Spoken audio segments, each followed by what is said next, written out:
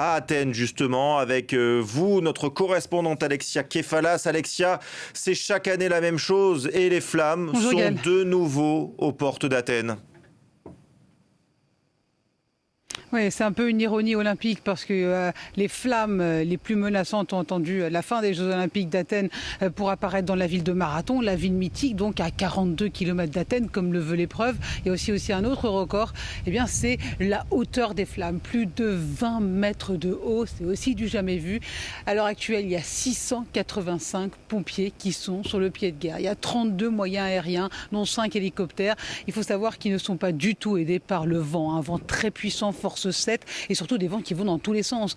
Donc ça, c'était tout à l'heure, les flammes qui étaient autour de Marathon étaient maîtrisées. Et puis là, c'est reparti il y a quelques instants. On vient d'avoir un point presse de la part du porte-parole des pompiers grecs. Du coup, eh bien, la situation est de plus en plus difficile. Donc le vent n'aidant pas. Et puis aussi les locaux. Et il y a de plus en plus d'habitants qui sont enjoués donc à évacuer. Il y a une multiplication de messages de la protection civile qui leur demande d'aller le plus rapidement possible dans le nord d'Athènes, en tout cas dans la banlieue la plus proche, et laisser leurs habitations. Mais certains ne veulent pas et ça devient de plus en plus difficile. Ils considèrent qu'ils doivent protéger leur maison, ne serait-ce qu'avec de l'eau ou en tout cas avec les moyens du bord.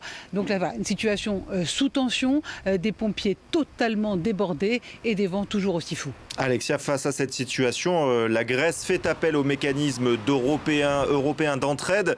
La France envoie des pompiers pour l'aider.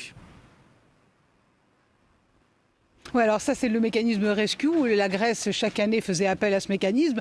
Depuis hier, quand les feux se sont déclenchés, les pompiers grecs arrivaient plus ou moins à maîtriser ces incendies. En tout cas, ils croyaient qu'ils le pouvaient. La nuit a été terrible. Malgré donc tous ces messages de la protection civile, les pompiers étaient débordés. Ils ont été débordés aussi tout à l'heure. Et c'est pour ça qu'il y a quelques instants, ils ont fait appel au mécanisme européen. Et apparemment, donc plusieurs pays européens, dont peut-être la France, vont envoyer des pompiers. Et ce qui est sûr, c'est qu'ils ont besoin de renforts parce qu'à l'heure actuelle, si les flammes continuent, là, elles sont très très près du centre d'Athènes, eh bien, c'est le centre-ville qui sera menacé, tant les vents, et vous pouvez le voir, tant les vents sont violents. Déjà, dans le centre, on sent véritablement cette odeur de brûlé et cette pluie de cendres qui tombe sur nous. Merci beaucoup, Alexia Kefalas, correspondante à Athènes.